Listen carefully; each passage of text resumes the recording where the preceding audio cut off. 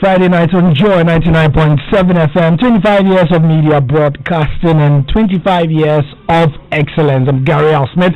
Thank you for staying with us here on 99.7 Joy FM. Many thanks to the team, the Ghana Connect team, for bringing us that insightful discussion on the voters register and all the views. You can watch a playback of that stream on Facebook on our Facebook page, or go back to myjoyonline.com. There'll be a playback of that there with Evans Mensah. Now though,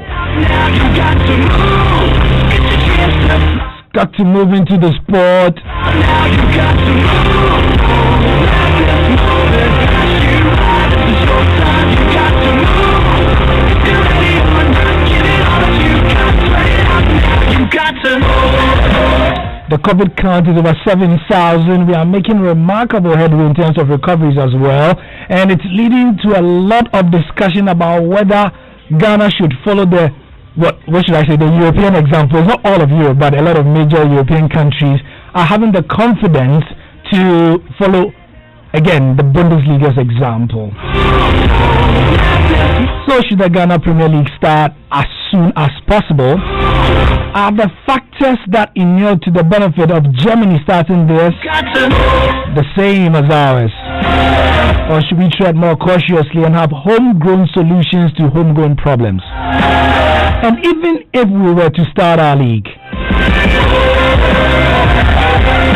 should the Ghana Premier League have very, very, very different protocols? Because as we know, our health system is nowhere as robust as Germany and the other European countries that are willing to start their leagues in about a month. And then there's the thorny issue of the fair thing, playing behind closed doors or allowing fans. Even in Germany, they are not allowing fans yet. So places like Hungary, as at yesterday, started allowing sports events with fans. But even that, they've got a caveat.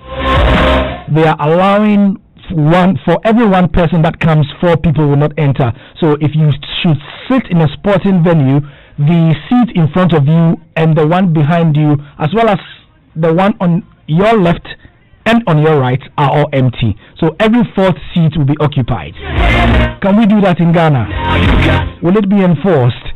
And also, we are getting word from several owners of Ghana Premier League clubs that fans should be allowed because stadium monies and what they earn and what they make at the gate are at stake here. Even at the best of times, even when things are normal, they are unable to make enough in terms of funds. So what do they do? That will be the major thing we discuss on the Joy Thursday. Give this some time, we'll look at other things.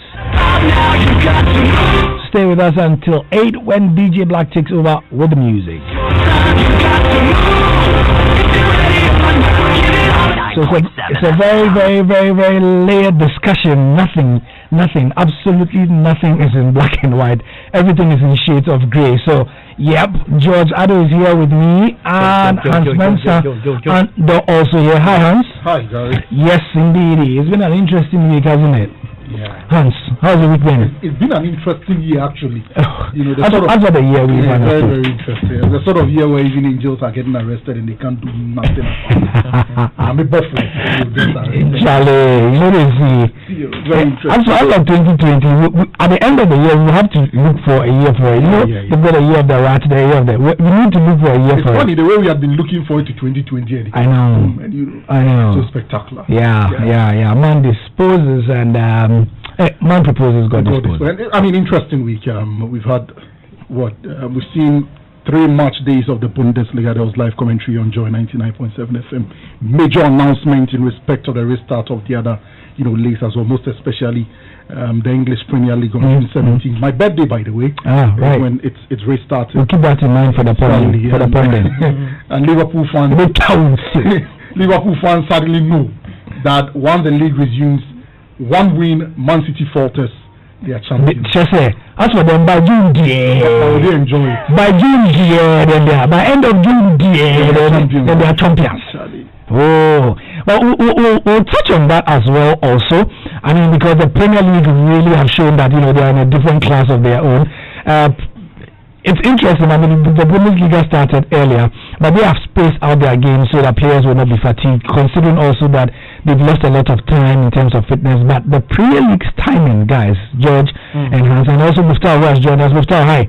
Hi, Gary. The Premier League's timing of their games is so interesting. It means that almost every day, in fact, not almost, There's action. every day though, Premier League every day there's going to be a match. I don't know the common word for it is, should I say, seasoning the airwaves. Every day they will have to talk about them. So they always find a way of getting people to always talk about them. So when they structure themselves, you know what I was thinking?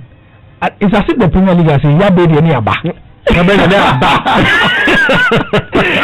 what? Germany and others will be playing once every 3 days or 4 days. Premier League will be playing every day, and on Saturdays and Sundays, actually, there's a potential to have up to 4 games a day on Saturdays and Sundays. Not even that, not just that. They are making it so accessible that some of the games will be available for streaming for free on YouTube. There will be 4 games on the BBC for free for everybody in the UK to watch, which as you know was not the case. Sky, the broadcaster Sky, if you have a Sky decoder, you are going to get it for free. You're not going to pay any subscription. Amazon, the same, and so on. Look, they are going to make sure that they bury every other league. Since we're on that tangent, we may as well announce that Portugal are starting theirs on the 3rd of June. Italy are starting on the 20th. Of June. Yes, and then La Liga on the 8th. 11th. What? So 8 to 11. 8 to 11. Yes, 8 to 11. And then Serie A will also be starting, I mentioned, on the 20th. Or I wonder what people like the Dutch will be thinking, the French, because they have conquered their league. Did they do it too soon?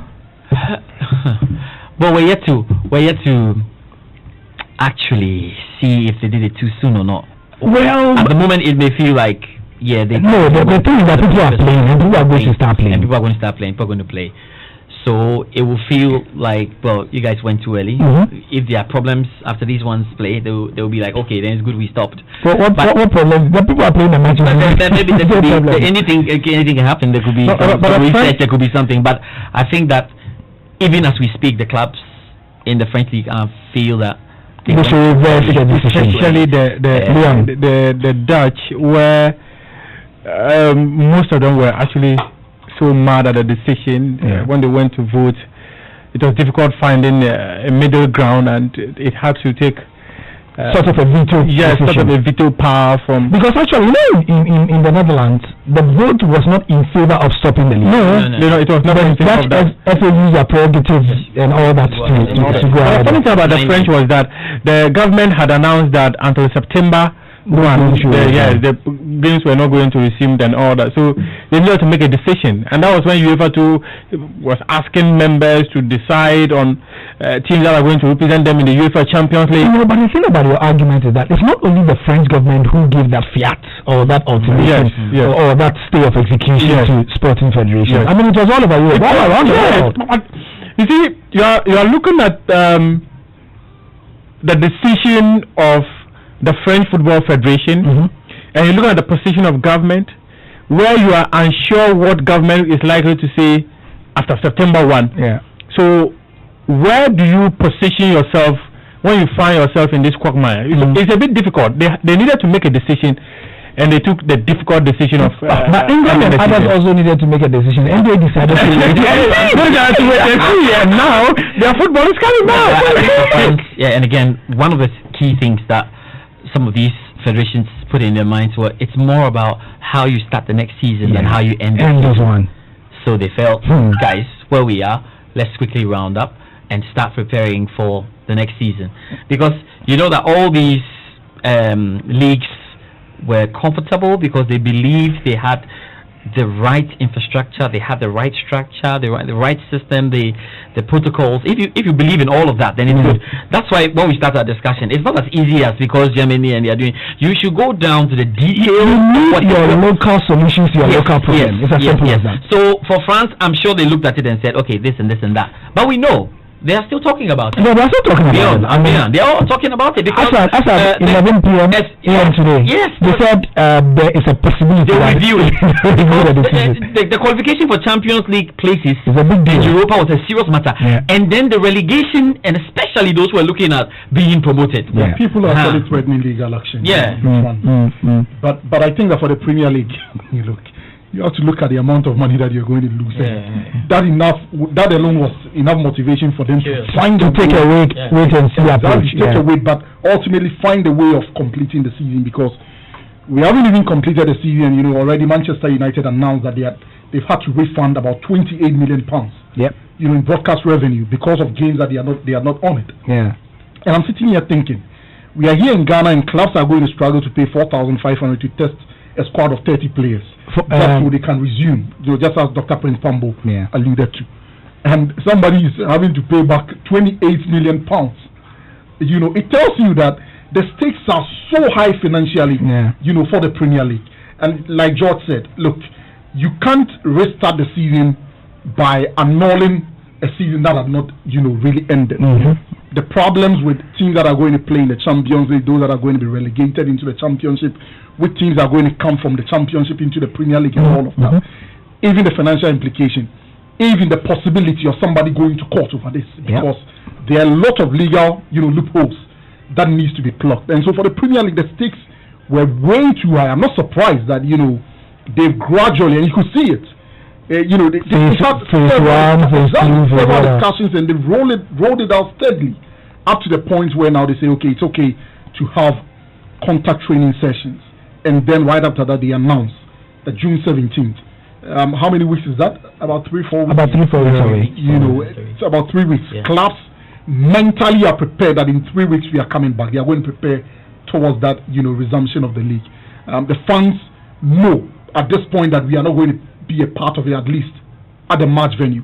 We can watch on TV. They provided other, sources in terms of broadcast, so that a lot of people will be able to be reached with the action. They've done brilliantly. I was skeptical as to how they were going to come back, given the way the numbers kept rising in the UK. But thumbs up to them. At the moment, and as you know, the UK or the Office of the Prime Minister has also announced that from Monday, people can gather, but maximum 6 people. So I don't know if we want to go like outside the stadium, 6 of us to go stand here.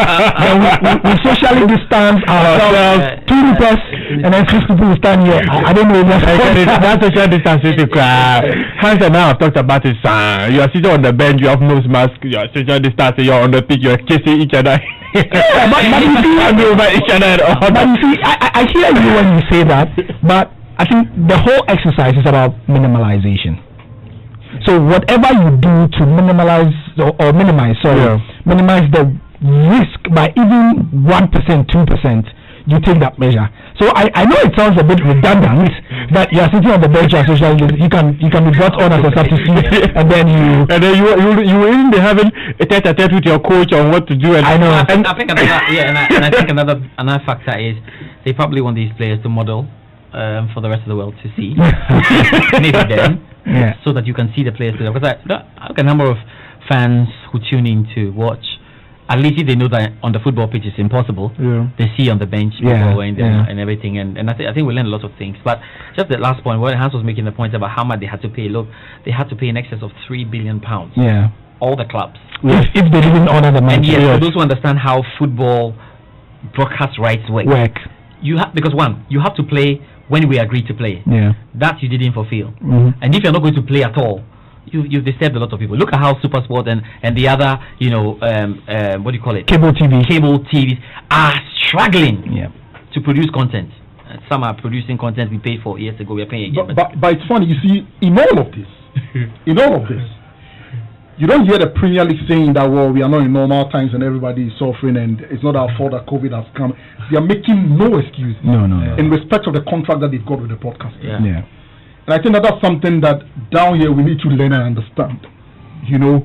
It reminds me of what we heard from Kofi Asare-Bako in respect of Christian Pia's I mean, they had a genuine reason to go to the broadcasters and say that, look, guys, It's not our doing that. It's not our doing that COVID has come. You know, and so we all have to cut our losses and then move on. But they've been very responsible. They've shown commitment that we want to play. Yeah. They found a way to come back. Even before coming back, some of them are refunding monies in broadcast revenues. You know, and so it tells you the respect they have for contracts. Yeah. And I think that these are things that we can learn down here and understand that once you sign a contract, it doesn't matter if as Alhaji Bruce says, contract. Contract doesn't matter whether Jesus' second coming was it doesn't matter. You signed a contract. It's also pretty interesting, George. You want to read a couple of messages? Hey, this is not even our main discussion. This is just a warm up. So this one, let's limit to wash our faces. Some 3 hour show you have been. We're thinking about this one, brush. We're done brushing. We are not going to eat the meal. Okay, but comments are coming in for this. Abna says we'll enjoy it by Liverpool for life. Abna.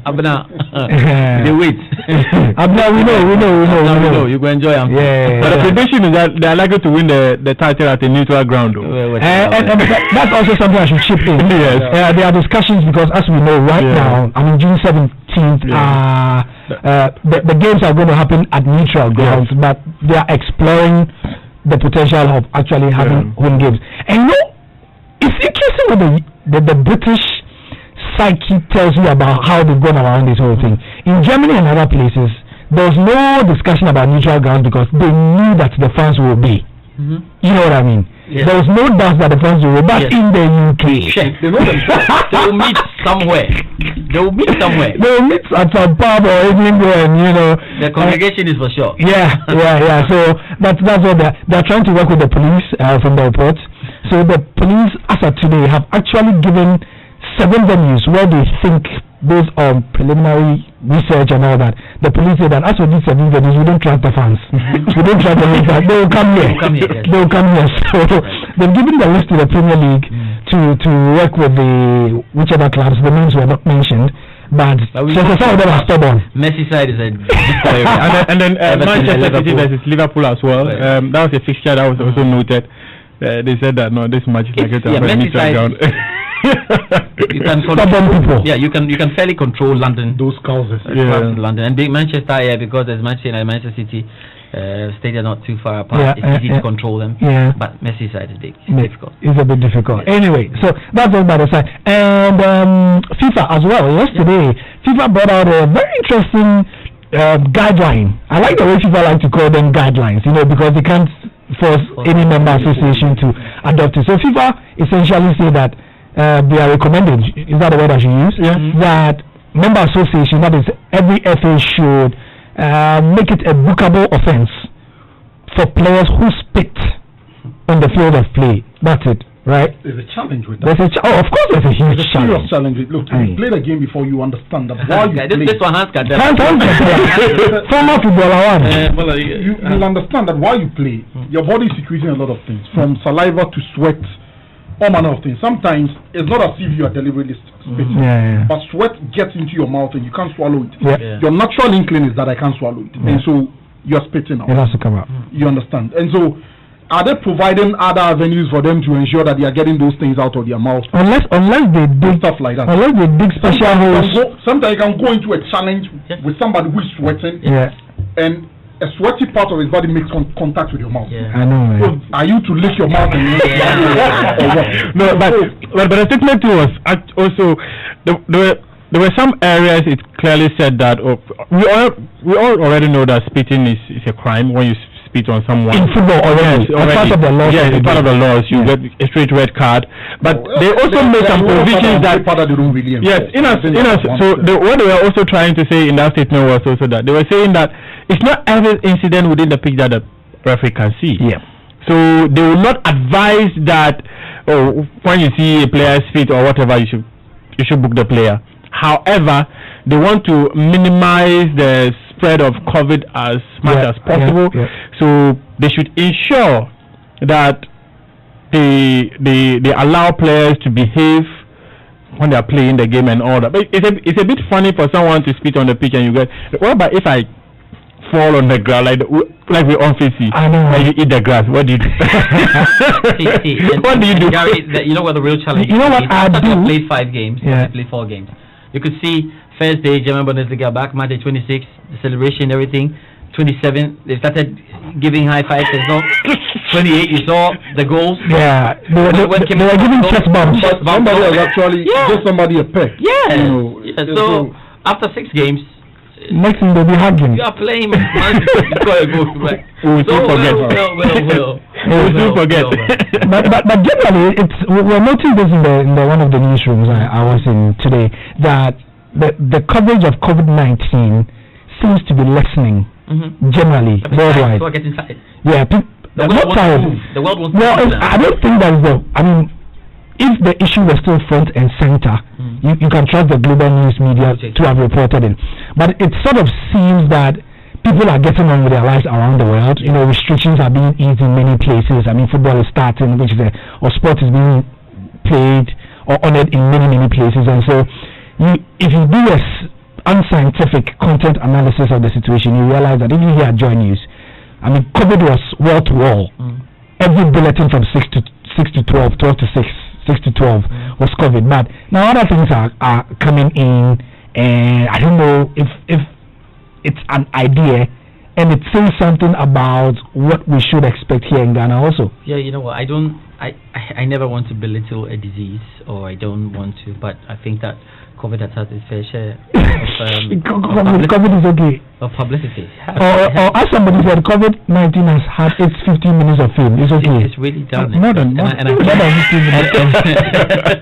And Gary, I think that look, it's time for the world to move on. Now we must start thinking about ways of living with COVID. It doesn't look like it's stepping out of space and allow us to flow. And it can't stop us from doing what we do. So we must find a way of living with COVID. No, it has stopped us from doing what we do. Yeah, but we just need to adapt. Yeah. So now we've all learned new things within this period of COVID. You wash your hands as many times as possible without eating. Those days, or just a few months ago, if you were going to wash your hand, you were certain that you were going to eat. Now you wash 3 times, 4 times without eating.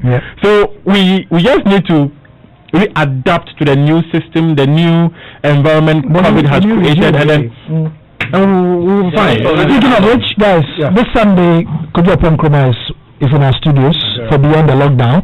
And as somebody told me when I shared the artwork on one of my WhatsApp platforms, easing the restrictions. That's the title of that's the topic of the day, easing the restrictions. So when I shared it, the person asked, could you been coming to your studios the past few weeks? And I said no. Say, as Kojo is coming here, then something is coming. and it's interesting because this weekend I believe is the end of because the president said after the end of May. So by May, this is a total coincidence. I think 2 things. One, the world is tired. The stress levels around the world is just too much. People are tired of it. Secondly, I think that it's been around long enough, and there's a sense that now we have an idea of how to live with it. And so yes, the lingering questions: can we play football within this pandemic? That question has been answered. Football is going on. Yes. Now the next thing is, to what extent can you ensure that you play football safely? Absolutely. And that's what we'll come to now. Gradually, we are answering questions around COVID in terms of how we are going to be able to live with it. And it is whipping up belief that we can actually domesticate it and then coexist with it. The ecosystem. Isn't it in keeping with human history? That the human species is a very resilient species. We have learned to adapt to so many things. I mean, the thing about the human being is that from cholera to malaria to Spanish flu, until we actually push the wall. Then we realize the limits or the extent of our adaptability or of our abilities, if you like. And so this one has come. It hit us really hard, but over time we realize that that's all ground you but I mean, that is not to say not to belittle it, obviously. If it were a Star Wars movie, we would say the humans fight back. Yes. This one is really fought it anyway. So I mean, this is the preliminary opening. So we spend the first 30 minutes opening the way, 29 minutes, and this is the general state of the World Football Address. You know, as given by the Joy Sports team. If you've not been following what's been happening this week, we've in about 29 minutes summed up every major event that has happened in the football world and in Ghana as well, and we will delve into the meat of the Ghanaian situation right now. George, you've got a couple of messages. You've heard this one already? No, have I? No, it says, Gary, the French League is reviewing their decision today, and we'll make an announcement on Monday. Yes, That's I think we said in that. London. Thank you very much. Okay, let's see. Hey, the Liverpool fans are coming out. It says, good evening, Joy News. Okay, good evening to you too. Good evening to you and you. Ego B. What is it? Ego B. Liverpool has no size. Enjoying the show. If you are. So the first lady was Agba, and this is Ifya. Hey, proper fans. Yeah. Wow. Ifya usually takes us during the Champions League broadcast. Wow. Yeah. Wow. So she will not work alone. Yeah. She doesn't work alone. Yeah, she doesn't work alone. Keep sending us your messages on our WhatsApp line 0244 340437, and we'll be reading them. So the next part of our discussion has to do with the Ghana Premier League or Ghana football proper. Having laid the foundation or giving the background with the global situation right now, we've passed the 7,000 mark, as we know. We've heard a lot from our health authorities about where we are at the moment. And if you missed any of this week's press conferences, where we are right now is that there's a lot of consultation between identifiable groups, such as trade unions and the government and the various sector ministries, or the various sector ministries, to liaise with government on what can open and what cannot open if and when restrictions are eased. So that's where they are. So for example, the sports minister has said that the Ghana Football Association and the other sports have all come under the umbrella of the sports ministry and have given the government a proposal for how football will work should restrictions be eased, and should the ban on social gatherings also be lifted. The Ghana Golf Association have also done that and brought an argument about how they believe that yes, they believe that they are getting immune to social distancing already, and so they should. But for us, we are looking at football in particular because it's one of the games where it's most likely to have people trooping to the stadia in large numbers and so on. So, Muftau, can you please set the tone for us on the football situation? What is the GFA arguing as it's, how do I say it? What's the GFA's argument in respect of wanting the restrictions to be eased for football in particular? They actually met the government COVID team. That was somewhere last week, Thursday. The Ghana Athletics Association too were there, the GA. They were also there to make argument why their sport is one that they can have their competitions without breaching any of the social distancing rules. Then the Golf Association too were there, and what the Ghana Football Association, they were represented by two doctors, and then the Secretary General and the President. I had the privilege of speaking to a member of the committee who said that what the Ghana Football Association tabled before them was that they wanted football to resume, and they were ready to have football played behind closed doors, and they told the committee that they are ready to play behind closed doors. Yes, that's what the GFA told the COVID team, and what they actually also added was that in as much as they feel it will be very expensive for them to be able to make sure that there's testing over and over again of the players before they get the matches played, they were calling on government to help provide them some assistance financially, so that these players are tested before matches. And they actually, from my understanding, proposed that they will have just the two teams, the officials and the TV broadcasters who are going to be at the stadium for the match. So repeat that. They are going to have who? The two teams. Okay. Two teams. Officials of the two teams. Yeah. And then those who are going to be broadcasting the matches, but they would not have people at the stadium. Okay. So by way of context, Germany are allowing a maximum of 322 people per match, made up of the same number, the teams, broadcasters, health personnel. But in our jurisdiction, it was not up to that number, because if you look at the crew for a specific match, you're looking at probably 5 camera operators, depending on the kind of match you're showing. If it is a hard protocol game, you're probably looking at 7 to 8 cameras, and then you have 2 directors, 2 commentators. If the commentators can even do it from the studio. Sure. It's very possible. So we are likely not to have more than that number. Yes, 60, 70 people per match. I think that would be very fine. So I'm not sure we're going to be hitting at those huge numbers. The most important thing they actually talked about was how they were going to ensure the security of every single player, and that was when they mentioned that they will make sure that all players are well tested before matches. Okay, George, let me come to you. Dr. Prince Pambo, who is a CAF Medical Committee member, said on Beyond the Lockdown with NFL Pearl on Sunday that the minimum it will cost each player to get tested, officially by the GFA or whatever, before the matches, as Muftar is saying, is what, $150? That's what he said. Yes, $150. A minimum of $150. Muftar, all right? Yes, that's what he mentioned. However, about 30 players. About 30. 4,500. About 4,000. But his figures seem to be a bit on the high side. Yes, it seems to be a bit on the high because it's like $50 to $60. Yes, because I do know when he said that 2 days later, for example, the Nahu Medical Center. Yes. You've seen the artwork. Yes.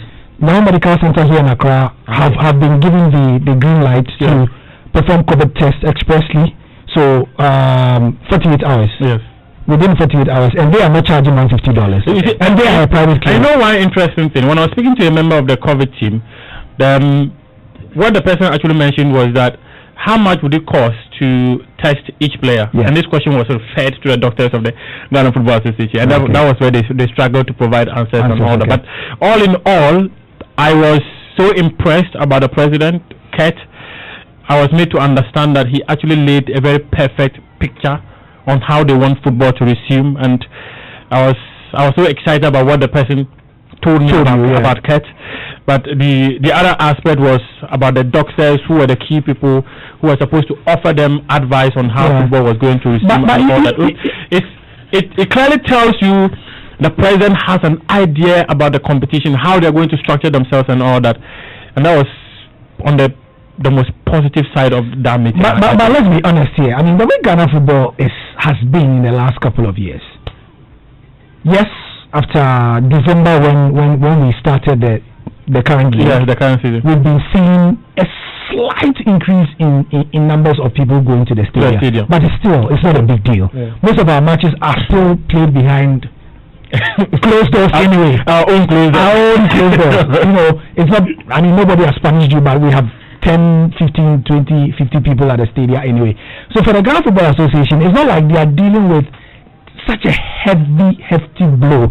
Obviously, there will be top liners every week. So there will be some match in the half region between Guyana and Chelsea or something that is going to have upwards of 2,000 people attending. And so there they know that they are going to lose money. But a lot of our matches, especially the away matches, are not going to have such big crowds.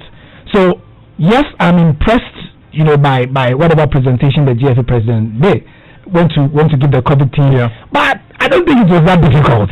Okay. To say that, yes, because all they have to do is to meet with the security people, right, and tell them that we are going to play behind closed doors, and so we will need at each match venue an increased security presence of maybe 20 police. Well, Gary, you see, this is the thing. This is the thing. And when we talk about football returning, can we please keep in mind that it's not just the Ghana Premier League? Or we want the women's league as well. So all our competitions. Yes. It is all competitions. It's all the competitions. If we have agreed, there's just the Ghana Premier League. That's what we're talking about now. But you have a plan. Yes, because the football. So let's say our football season. Our football is returning. Yeah. So all the discussion and the pros and cons for the Ghana Premier League clubs must be. Can we say the same for Division 1 or Division 2 Women's League? Can we say the same when teams are training and all of that? I think it's looking at it holistically if we are trying to attack this. Yeah. Now the issue about fans really going to the stadium to watch. Gary, and we had this trip to Bro and Hafo, went around the Ghana Premier League centers. In Bro and Hafo, you can have quite a number. And it's because, yes, and because stands and the infrastructure is not that developed. So you have this scene. At the same time, I try to understand the club saying that if you let us play behind closed doors, we want to make the money we are making. Yeah. Accra, no problems. Accra, these days we're not too sure. But for Kumasi Asante Kotoko, it's a big deal. Otum 4-2 has done the little shake up small. For Dr. Kwame Che is there. So you know how Kumasi is. Yeah. That is one. Bromo Hafo, that's two. So I'm just thinking, are we really ready? That's my only question. Are we ready? Because when the Germans, and I'm not comparing us to Germany, I'm just giving an example. Like when the Germans and the English and the Italians were going about this, they were carrying everybody along. So can we carry everyone along? If we can carry everyone along, no problems.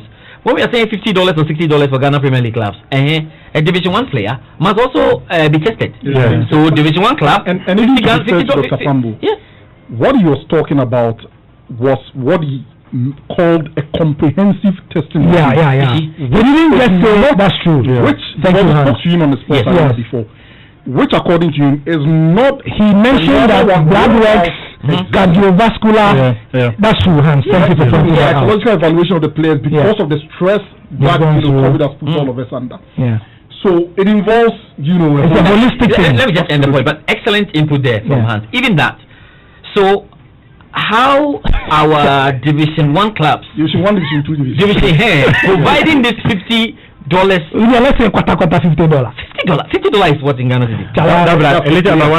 Salary grand 150 cities. Now the money we are giving you as salary safe, the 300 cities or 400 cities safe, you know they get. Then we can't test you. Let's I can imagine. Comment. There was a reservation about the venues as well they'll be using for the matches. Yeah. So the FA will need to decide which venues will be more conducive for matches. Yeah. In our case, the neutral venue thing will make much more sense. You see, but the funny thing I wanted to say was I can easily picture a situation somewhere in Ghana and Charlie. They are going to do COVID tests of the players. The player is probably coming in a trotro. He has socially distanced. Then he hears on Dimpa FM. Dimpa FM says no, like the injection they're going to get or whatever it is, it's going to cost $50. Yeah, the player will look when he gets there 5 months. The player will look and get there and tell the doctor $50 we pay the doctor said, he tell his club owner, boss, Chairman, what do you call Chairman, $50 we pay the other family. There's a question that George asked whether we are ready. Yeah. I think the question should be, should we really go back to playing under these circumstances? Really? Like the football people, they pass that point. Should we really? Because you see, even point. for the football people, you have to analyze it this way. First off, the amount of money involved as far as the testing regime is concerned. Look, let's face it. We have a few clubs that will be able to pay. Very few. But as George mentioned, there are Division 1 clubs, Division 2 and all. Yeah. A significant number of them won't be able to afford. Yeah. That's the first thing. Secondly, we are going to have to play matches behind closed doors. And for me, that's a sticking point. Yeah. Because even with people coming in paying something small, how far? The clubs are strong.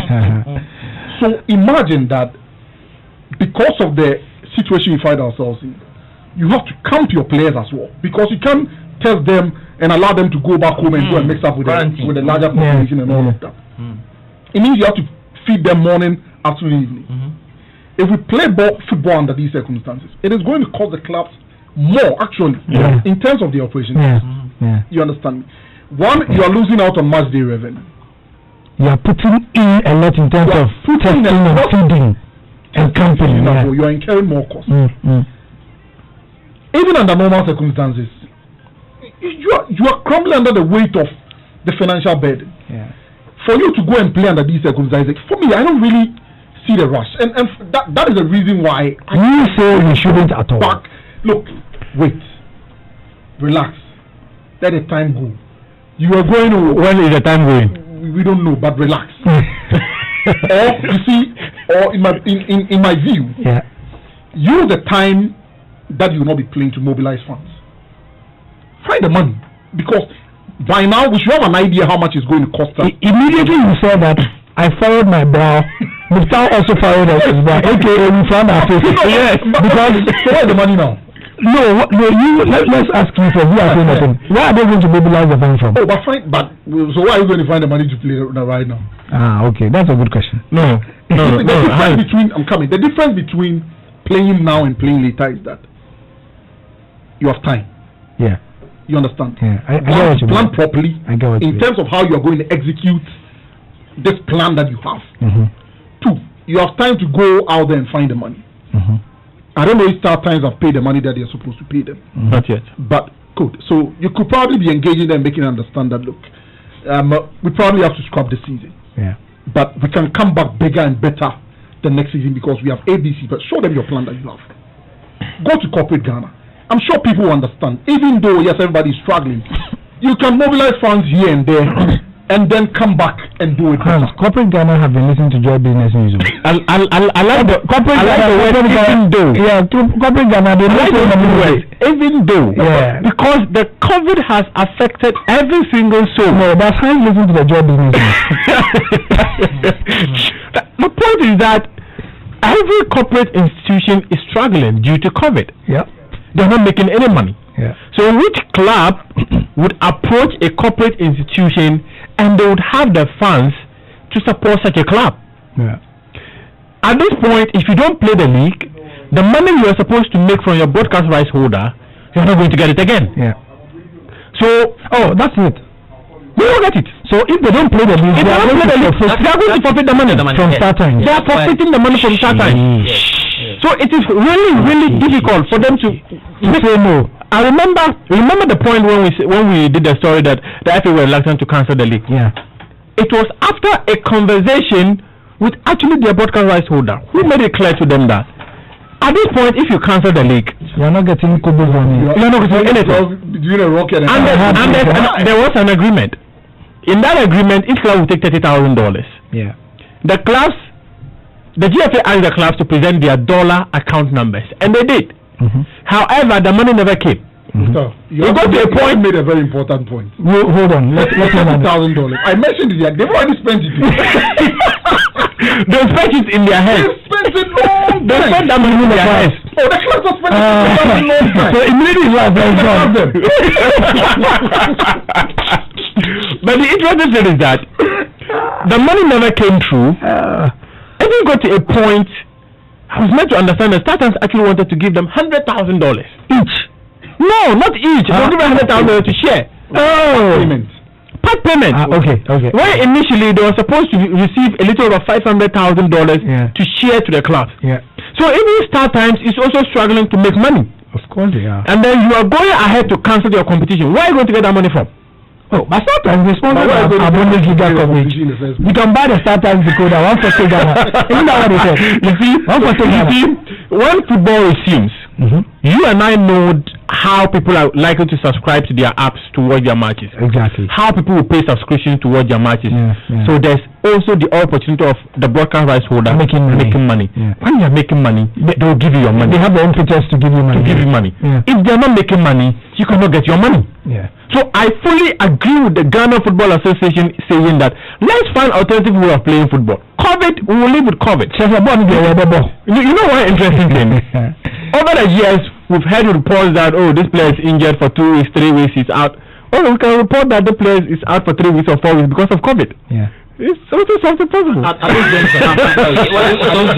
this juncture, I think that we probably should be pleading with government on behalf of the clubs. Yeah. Because you see, I'm sitting asking myself a lot of questions. If you don't play, you are losing money. You need money to play. Yeah.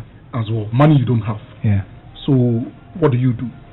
I think the government needs to step in and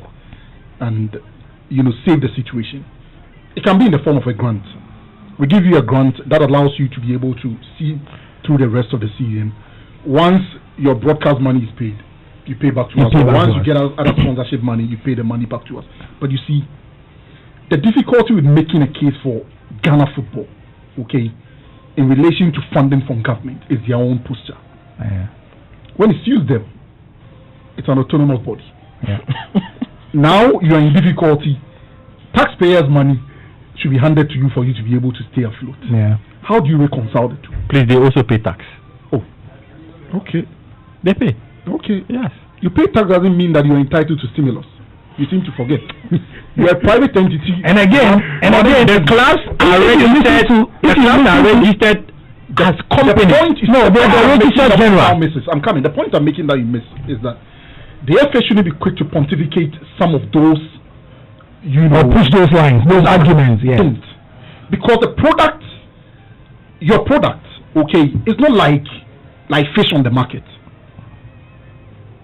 There are emotions attached to it, passions are attached to it, an entire nation's, spirit is attached to it. Attached to a game.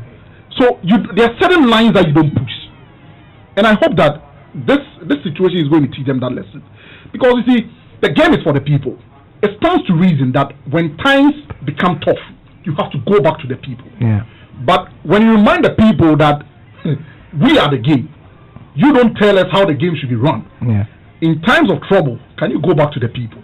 Yeah. Because if you conducted a poll, any scientific, unscientific, a lot of people are going to say right now, you are going to get a majority of people saying that, you know what, we like our football, but at this moment, things like education, roads, healthcare should absolutely take priority. And even most of us around this table will agree. But of course there are those who are going to point out that the thing about the government stimulus package and whatever it is that is going to be given to the small and medium scale enterprises is that the numbers of people football employs directly. And what was the number Mr. Okriku gave the last time? It's about 5,000. About 5,000. But indirectly they are looking at about 40,000 to 50,000 people. Directly about 5,000 people. That's the number that you put. So yes, indeed, I hear what you're saying, Hans. That on one hand, football, somebody say no, they hear like that. But for a lot of people, it's a deliberate issue. Yeah. So you see, my final final point on the show. Hans makes a good point. Still asking the FA to look at the issues before they decide to play football. Yeah. Muftar makes the point they want to play football. Yeah. I think we can agree they want to play football. Well, I think all I have to say is when you sit around the table, don't think about just Ghana Premier League. Yeah. If you can have solutions for Division 1, Division 2, Division 3, which I think will be too difficult, no problems. But again, let me take this round the table very quickly. Can the GFA come out based on this discussion?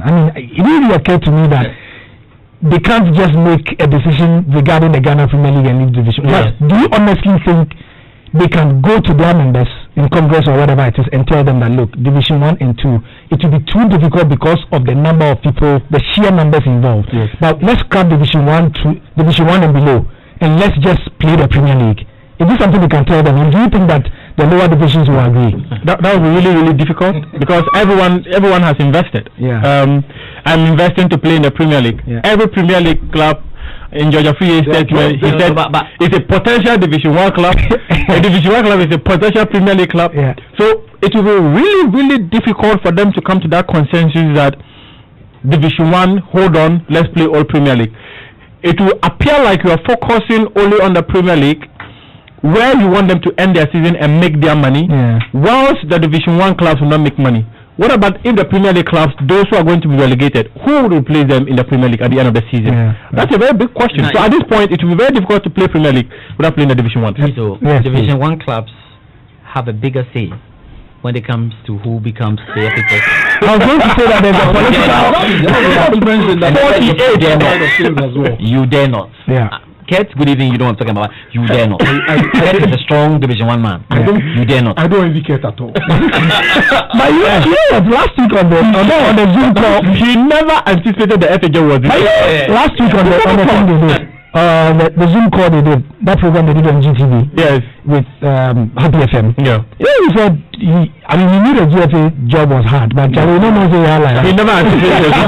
Because One moment you think you found a solution, and then there's an obstacle in front of you. You have to go around. You go around it, and there's another one. Big one. Then there's another one. In Greek mythology, there's a bridge, and the bridge is in Greek mythology they call it the Hydra, which is where the Hydra-headed snake comes from. Anyway, there's a comment. Hans, please read it for me. Okay, Hans, read it. This guy, good show. As usual, it's not about football coming back or not. Players in the Ghana Premier League going through hell this period. The FA gets money from FIFA. Can't they give that $500,000 US? That I like to mention $500,000. That resonates a bit more. Sort out their players. Godwin from North Carnation. Right. If you've been paying attention to us, Godwin, you are a regular listener of Joy Sports, and I'm going to hold you to task for this. We've discussed this at length, but let's get another comment, George. Hi guys, always great listening to you. The issue is you can't play football under COVID condition and still make money. It's either we continue football with the normal feelings or to wait till when. That's Ajman Joseph from Tema Community 9. Okay, so Godwin, to answer you directly, that 500,000, we've exhausted that argument because GFC and Medica. You know, they say they owe. It appears in Ghana. Guys, don't even go on the campo. Don't even go on the campo. The administrative expenses of the FA a month is a little over $62,000. That money is already spent. Yeah, so they spend up. It's a little over $1,000. Godwin, the cra is that. The $500,000. But you know what? Yes. Yesterday we got news that CAF are going to give every federation $200,000. Yes. That will give us like $700,000 now. But one at a time. We have 2 minutes. There's some little issues surrounding the FA and their salaries. We are staff. No. We will not go there. We are not going there. Okay. So if you want to give everything to the class. The boy is calculating for the money. 200 plus 700. Your money. You know what? Someone called me and said you did a story and give us breakdown of our finances. Your money. You know what it reminds me of? Black Stars players usually make this joke, but we shouldn't mention their salaries on air because their family members will be listening. And then immediately we mention that, hey, Hans Mensah Ando earns $2,000 in Denmark. Auntie Mensah will call him, Hans, you know that I took care of you when you were in class 4. And that John will also call, You know that I took you to secondary school and so on and so forth. Anyway, guys, thank you very much for your time. It's a loaded weekend here on Joy Sports. Tomorrow on Saturday from 12:15, we have Samuel Sekufo, ex-Bayern, ex-Ghana International in the studio with Nathaniel Atto for the Joy Sports link. And then on Sunday at 5 p.m., Anthony Yeboah, an interview with him on Sunday. So tomorrow 12:15, Sami Kufo, and also on Sunday at 5 p.m. we have Tony Yeboah interview airing live here. Tell a friend to tell a friend. It's a big interview weekend here on Joy Sports. I'm Gary Al Smith, and this has been the Joy First Take. Let's do this again sometime. Please follow us on social media at Joy Sports GH on Twitter and also on Instagram. Bye bye. Have a good weekend. Time for music with DJ Black.